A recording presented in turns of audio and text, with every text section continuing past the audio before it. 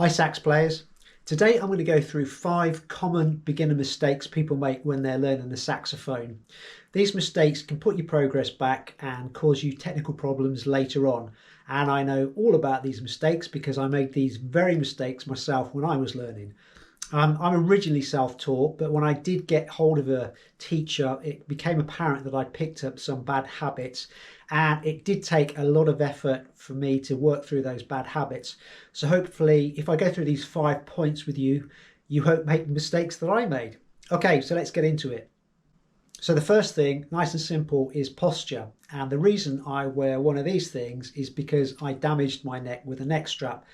Years of playing a thin shoestring neck strap that dug into the back of my neck, along with my neck being pushed forward slightly, ended up with me having a slight curve in the back of my neck. And this is something you'll see with a lot of sax players. They do have this curve in the back of their neck. The other thing you'll see with sax players is actually sometimes they've got one shoulder higher than the other. And I've seen myself do this, and I'm not sure why that is. But if you can correct your posture and have it in a fairly neutral position where your weight is evenly distributed, then it will serve you well and save you lots of problems. So have your neck strap adjusted so the mouthpiece meets your embouchure. You don't want to be pushing your neck forward. Shoulders nice and relaxed. Weight evenly distributed on both feet. You can even bend at the knees if you do have back problems. And the other thing you can do is tilt your head forward and push your neck back slightly. What that does is it takes the curve out the back of your neck and adds resistance for the neck strap to rest on. And if you have trouble with a neck strap, then it's really worth getting something like this or a harness, because if you're playing a lot in the long term, it'll really save your neck and back. So the second mistake I used to make was taking my fingers off the keys. Really, you want to keep your fingers on the pearls, so when you lift up a key, your finger is still in contact with the pearl. This allows for more accuracy, and when you build up your playing speed, this is going to be really important. So when you play your scales, just experiment with keeping your fingers close to the keys, because it's really worth doing, especially in the long run when you kind of develop into playing fast phrases. And the other thing that goes hand in hand with this is having your hands in a position like they're curved, like you're gripping a ball. And if you look at professional players in their hand position, they are kind of curved like this. And you'll see that their fingers also don't lift off the keys that much. So 2 things there. Fingers like you're gripping a ball, but relaxed, and your fingers staying close to the keys. So the third mistake is not warming up properly. And if you're a beginner, this can cause a lot of problems, mainly because your embouchure is not warmed up, and playing the low and high notes, the notes may split if you haven't properly done your warm-ups or properly prepared your reed, because the reed often dries with, it won't necessarily dry straight. Sometimes they dry with a crease in them. And the reed holder cases often kind of will allow them to dry straight, but even then sometimes you'll pick a reed up and it'll have like a little crease in it. That crease will go as you play, but if you wet your reed properly and for a couple of minutes or even a minute before you play, then you'll iron out that crease or any inconsistencies in the reed.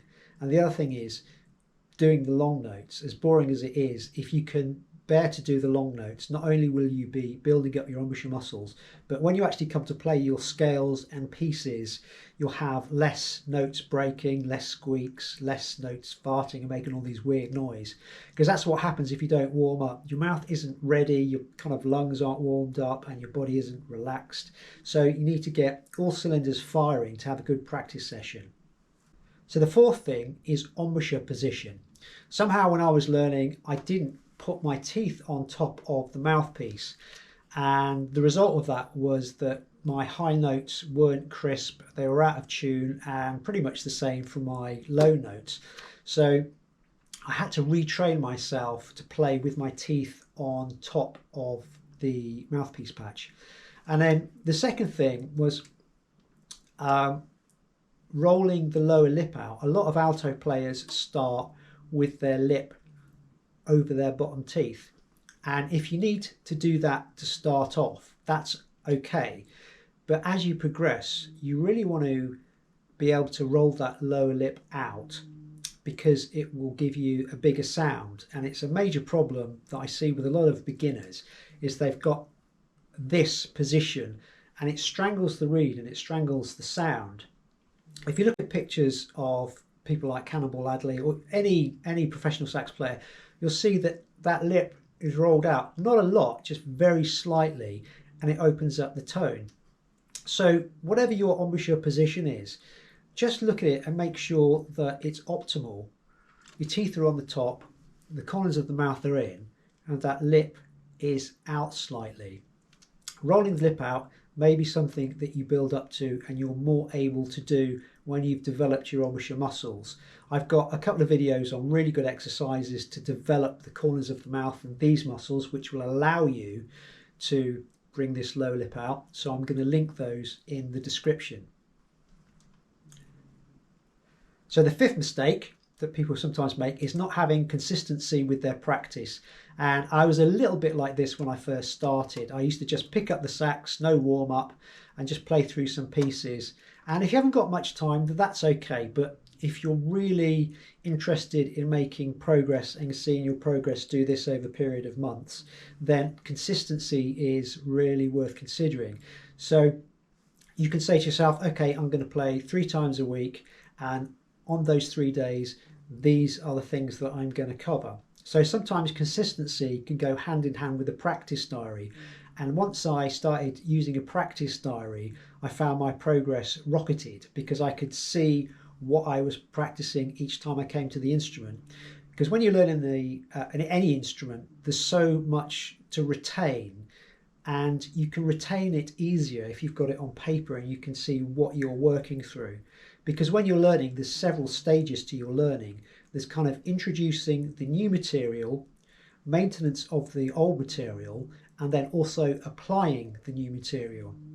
So I'm really big on having a practice diary and having a well-organized system to make rapid progress. So I'm going to do another video on the best way to save time with your practice and make progress. So if that's something you're interested in, please hit the like and subscribe button. So I hope that's useful. Don't make the mistakes I made, because you just have to undo them again.